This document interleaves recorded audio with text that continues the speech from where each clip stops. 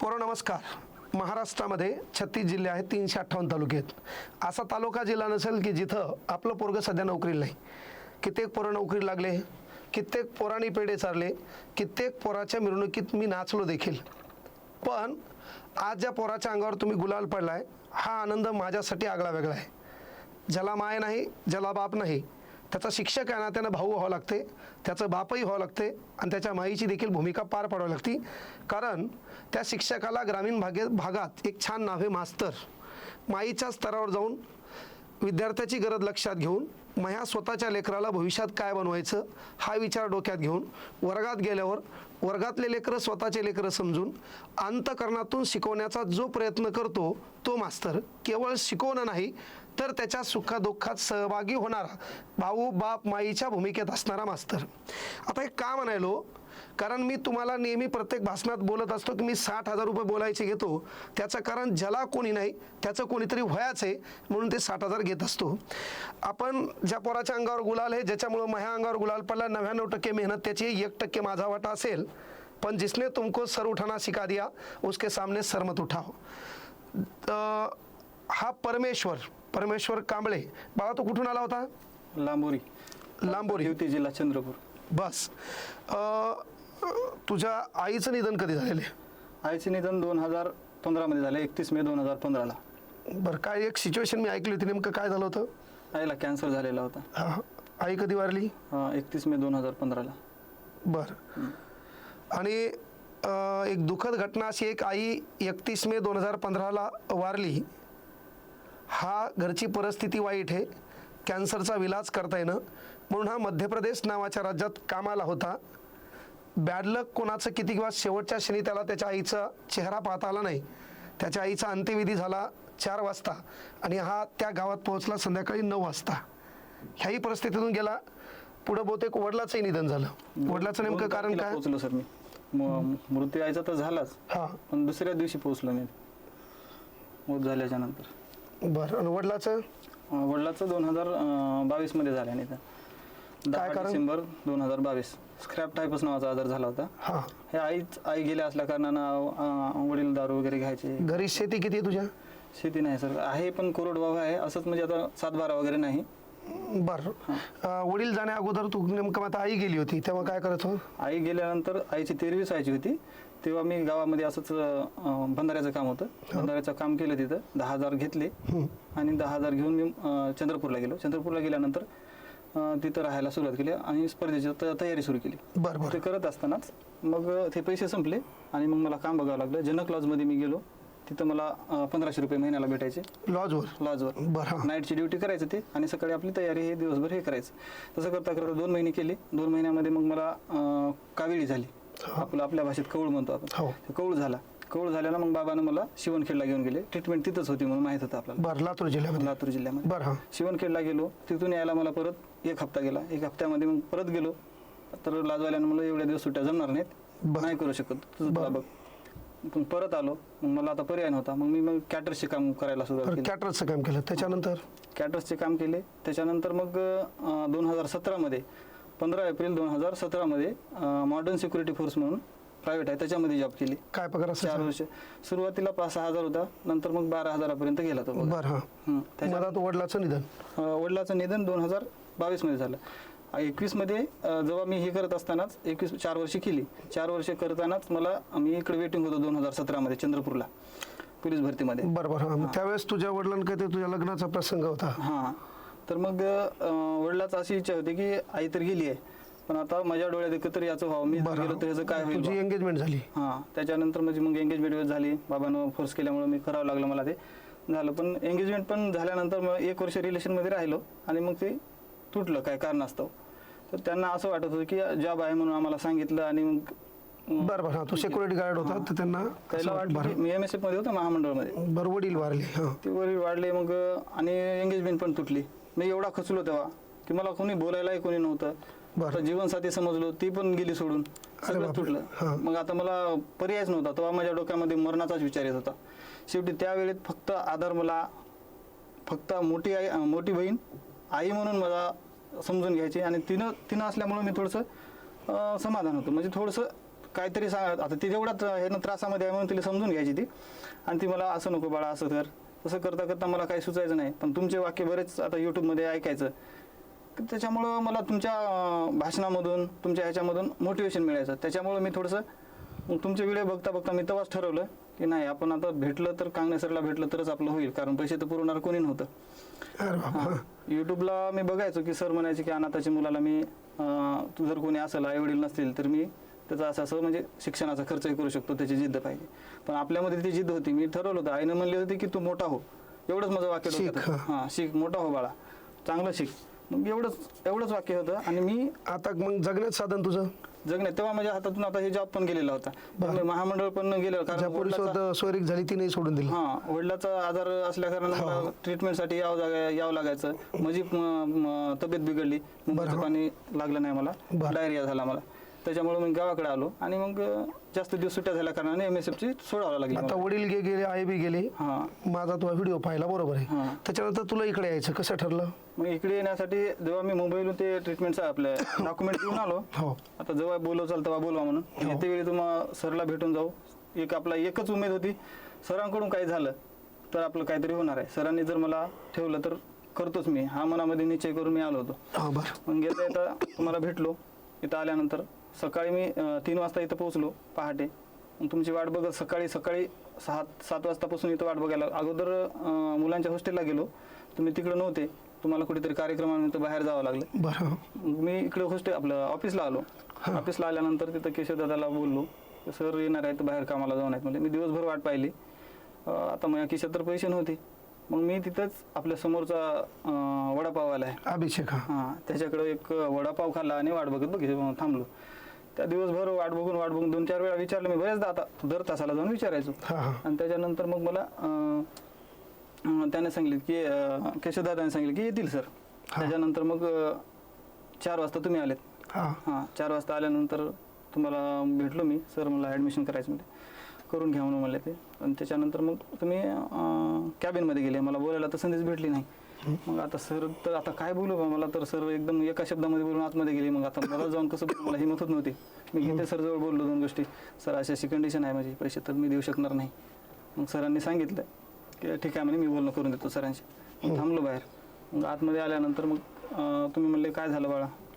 मी म्हणलं सर माझी अडचण आहे, आईवडील नाही तर पैसे तर भरू शकत नाही, पण मी तुमच्याकडं मुलांचे भांडे घासून जेवणाचं जे स्वयंपाक होते ते सगळे मी भांडे घासायला तयार आहे, गंज धुवायला तयार आहे.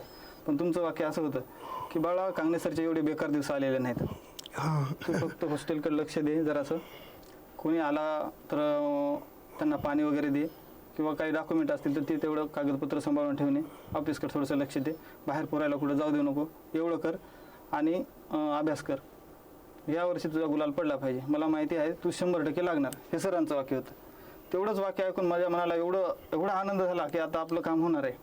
मी म्हणलं सर, मग सर म्हणले की आताच राहणार आहे का लगे? मी म्हणलं मुंबईहून येत होतो परत. हां, नाही सर म्हणलं मी 2-4 दिवसानंतर परत येणार. गेलो गावाकडे 10 दिवसांनी. 17 तारखेच्या अगोदरच येणार होतो, तुमचा बड्डे होता 17 ऑगस्टला, परंतु रक्षाबंधन पण होता. त्याच्यामुळं मला मग आता ताई म्हणले की आता तू असं जाणारच आहेस, तर मी कुणाला सांगितलं नव्हतं की मी तुमच्याकडे येतोय, कारण मला ते सस्पेन्सच ठेवायचं होतं.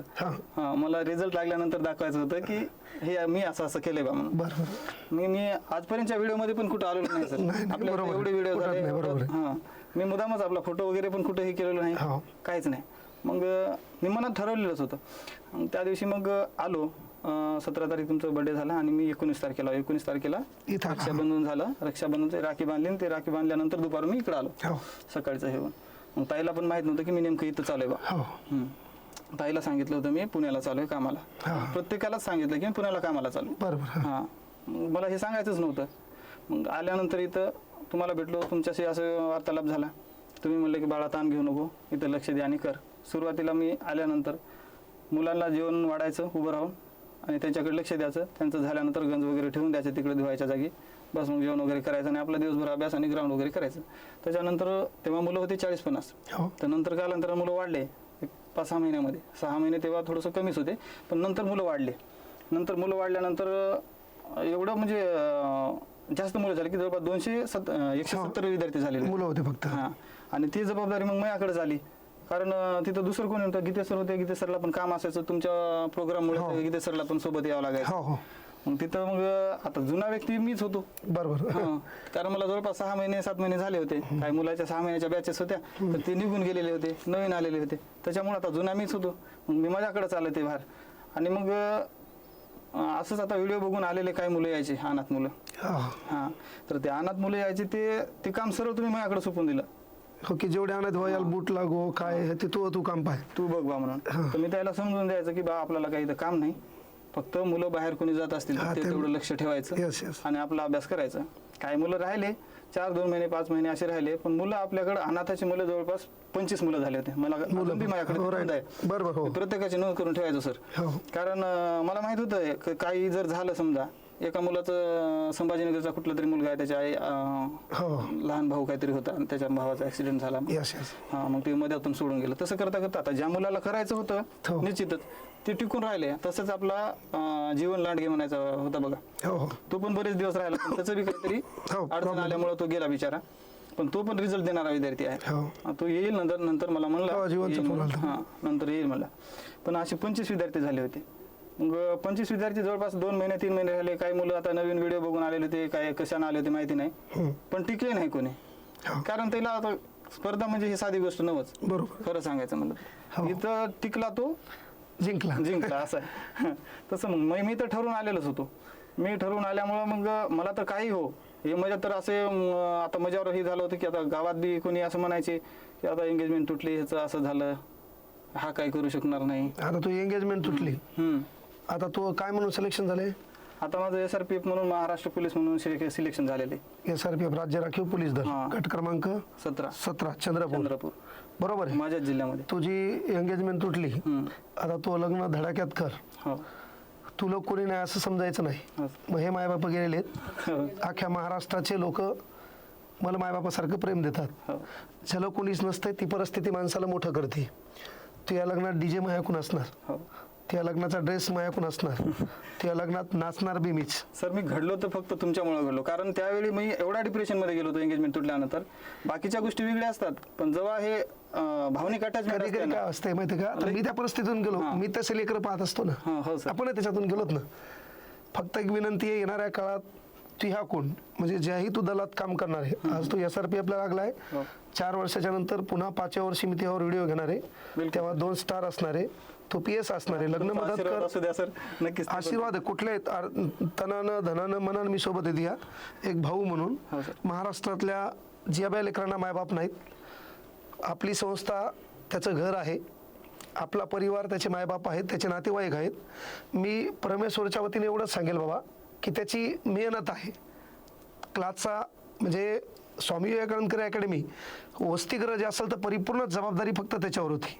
अजय असेल, सचिन असेल, केशव असेल, हे जे पोरं आहेत, राजू असेल, तर मी रागात असलो की यायला शिवा द्यायचो. मी तर तुलाही बहुतेक भरपूर शिवा दिले असतील की असं होतंय कसं काय बाबा. पण एवढ्या बाकीच्या मुलांना जशा शिवा भेटायच्या तसं मला भेटत नव्हत्या सर.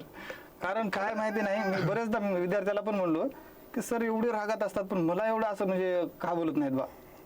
काय होतं, तुला समजून घेणार मागं पुढं कोणीच नाही, आणि मग त्याच्यात मीही तुला डावलायचं, तर मग तुझी बाजू कोणा घ्यायची बाबा, की जे पोरग अंतिम टप्प्यात ज्याला जीवन नकोसं वाटतंय आणि ते आपल्याकडे आलंय, तर आपल्याला त्याचा आधार व्हायचा की दुश्मन व्हायचंय. आणि मी ठरवलं तर काही हो की बा तू निकाल, तू अंगावर गुलाल टाकणार. तो गुरुपौर्णिमेला दिलेला शब्द होता, मी म्हणलं ताण घेऊ नको, जगातलं कुठलंही संकट हो मी तुझ्यासोबत आहे. महाराष्ट्रातल्याही लेकरांना सांगतो की ज्याला आई वडील नाही, परिस्थिती वाईट आहे, ताण घेऊ नका. पण एक गोष्ट आहे पोरो, तुमच्यात गुणवत्ता पाहिजे यार. तुमच्या गुणवत्तेमुळं तुम्ही लोकांच्या मनात घर केलं पाहिजे. जगात तुमच्याकडे गुणवत्ता आहे ना, लाख लोक तुम्हाला मदत करणार आहेत. आज अभिमान आहे त्याच्या लग्नाचा पहिला ड्रेस, उद्या वर्दीचाही पहिला ड्रेस मीच द्यायलो. हो सर. उद्याही इथं माप द्यायचं आहे नांदेडकर मामाकडं, तोही ड्रेस मीच द्यायलो. पण लग्नात तू जो ड्रेस चॉईस करशील महाराष्ट्रातल्या कुठल्याही शोरूमला, तो पहिला मीच करणार, DJ मीच बुक करणार. फक्त लग्न चांगलं, आता नातेवाईक नाही पण बहिणीला विचारून चांगली पोरगी पाहून कर. आता तू ही एंगेजमेंट तुटणार नाही. आता लय रिलेशन मध्ये लोक येतील, बेजार होतील, पण ज्या लोकांनी डावललं ते पुन्हा जवळ करू नको. त्यांना कळलं दुनिया हरामखोर आहे. आपल्याकडे एक तर गुळ पाहिजे, नाही तर गुळाचं पोतं तरी पाहिजे. हा, कळलं का? नाते बिते काही नसतात, आपली वेळ वाईट आहे, सला कोण हरामखोर आपल्यासोबत नाही. पण आपल्याला कोणाचा बदला म्हणून नाही, तर आपल्याला गोरगरिबाच्या मदतीला धावता आलं पाहिजे. एखादं पोरगं असंच कोणी आलं त्याला तू याकडून मदत झाली पाहिजे. नाही झाली तर मदत या नात्यानं तू माझ्याकडे त्याला पाठवलं पाहिजे. तू यासारखं लेकरू घडलं पाहिजे. कारण महाराष्ट्रातल्या लेकराला कळलं पाहिजे ज्याचं कोणीच नाही त्याला मदत करणारे लाखो लोक या देशात आहेत. ज्याच्यात क्वालिटी आहे, गुणवत्ता आहे, त्याला मदत करणारे लोक आहेत. आज तो निकाल म्हणजे मी आई शपथ मला वाईट म्हणजे आपण विचार करू शकत नाही की ती जी परिस्थिती, आई नसती, वडील नसती, आपलं दुःख असते, अनेक संकट असतात. आता मी 19 एप्रिल 2000ला माझी आई वारली. वडील इकडे कोरोनात वारले. त्यावेळेस काय असतं माहिती आहे का, आई नसली तुम्हाला भाजीमध्ये कॉम्प्रोमाइजच करायचे, शर्ट फाटलेले माय शिवून देईल आणि माय नाही तर तुम्हाला ते कॉम्प्रोमाइजच करावं लागेल. ती वेळ तुझ्यावर आली ती आई गेल्यानंतर तर मी असं कोणती भाजी. त्यामुळे महाराष्ट्रात ज्या लेकराला आई नाही त्याची आई आपला परिवार होतोय. आणखी भरपूर काम करायचे. काही लोक नाराज होतात पण समजून घेत जा. 100च्या मदतीला आपण कामा पडलो, एक गोष्टी चुकली की लोक त्याच्यावर बोलत असतात. पण 99 लोकांचं चांगलं काम केलं ते देखील लक्षात ठेवणं गरजेचं आहे. विनंती एकच आहे की येणाऱ्या काळातून जेव्हाही इथून पुढेही कुठलीही मदत लागली तर भाऊ नात्यानं मी तुझ्या सोबत असोत. सुखी राहायचं, आनंदी राहायचं, चेहऱ्यावर स्माईल ठेवायची, मायबापाची आठवण ठेवायची. पण कोणाचं तरी पुन्हा आपल्याला आदर्श लेकरू होत आहे ते लेकरू आपण ज्या प्रशासनात आहे त्या प्रशासनातल्या गोरगरिबांचं व्हायचं आहे. कळलं का? कोणाची पिळवणूक आपल्याकडून होणार नाही. कायद्याचं चौकटी राहून आपण लोकांना न्याय देऊ शकलो पाहिजे.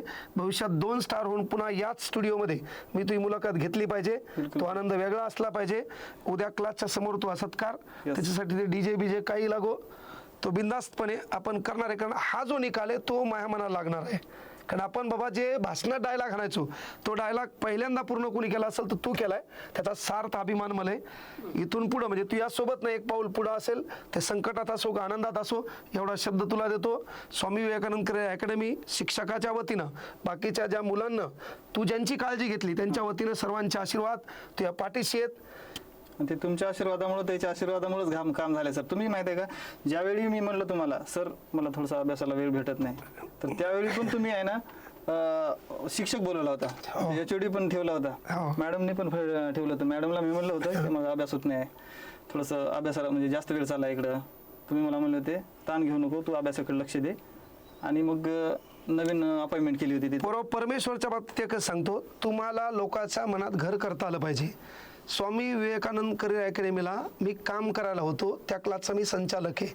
पण मी घुगे सरांच्या मनात घर केलं होतं. आणि त्यानंतर असं पोरगं माझ्या नजरेत पाहण्यात आलं की जसं मी घुगे सरांच्या नजरेत होतो तसं माझ्या नजरेमध्ये हा होता. तुझा निकाल हा मनाला लावणार आहे. येणाऱ्या काळात भरपूर मोठा होय. सदैव तुझ्या सोबत आहे. आशीर्वाद असू दे. नाही, कुठलाही ताण घ्यायचा नाही. पोरो ज्यालाही आई वडील नाही, परिस्थिती वाईट आहे, ज्या एखाद्या मुलीला नवऱ्यानं टाकून दिलेलं आहे, काहीतरी चांगलं करायचं आहे ना, आपल्याला आपलं स्वतःचं अस्तित्व निर्माण करायचं आहे. त्या लेकरांसाठी आपल्या क्लासचे दरवाजे उघडे आहेत. जर हॉस्टेलचं होत नसेल, काम करून कुठं शिका, पण क्लासला फीस लागणार नाही, पण काहीतरी करण्याचा प्रयत्न करा. परिस्थिती लईच वाईट आहे. त्याही लेकरांची जेवढं माझ्याकडून होईल, मी काय आमदार खासदाराची औलाद नाही आहे ना, मला गरिबीची लई जाणीव आहे, पण मी लोकांमुळं गरीब होणार नाही याची पण मला काळजी घ्यावं लागेल. एवढं चालवायचं म्हणजे सोपं नाही.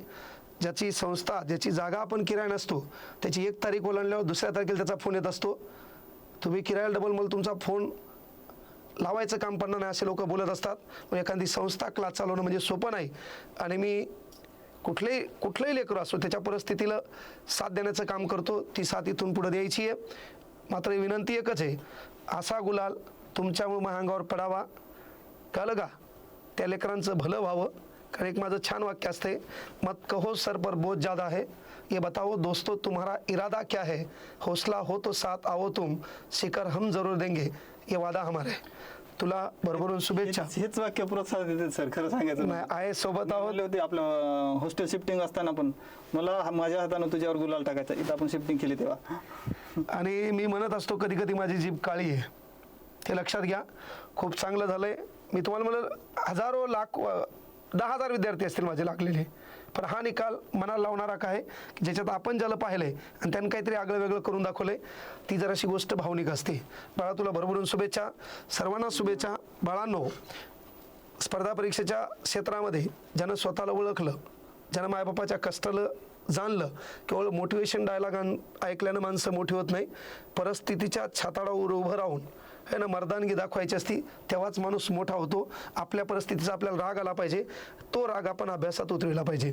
एवढीच अपेक्षा सर्व महाराष्ट्रातल्या गोरगरीब अनाथ लेकरांकडून ठेवतो.